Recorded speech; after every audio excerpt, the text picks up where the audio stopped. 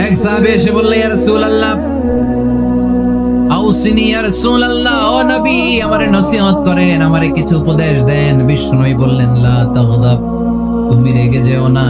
সাহাবী বললেন, আরেকটা উপদেশ দেন। বিশ্বনবী বললেন, লা তাগদাব, রেগে যেও না। সাহাবী বললেন, ও নবী আরেকটা উপদেশ দেন। বিশ্বনবী তৃতীয়বারের জন্য বললেন, ও সাহাবী তুমি রেগে যেও না, লা তাগদাব, রেগে যেও না, কারণ রেগে গেলেন তো হেরে গেলেন, রেগে গেলেন হেরে গেলেন।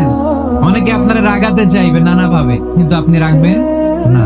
আপনার সাথে ঝগড়া করতে চাইবে, পায়ে পাড়া দিয়ে ঝগড়া করতে চাই, এরকম আছে না নাই?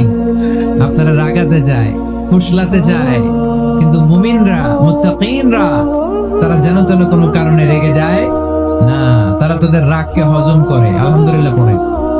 আল্লাহ রাসূল সাল্লাল্লাহু আলাইহি ওয়াসাল্লাম কখনো রাগতেন না, কখনো না।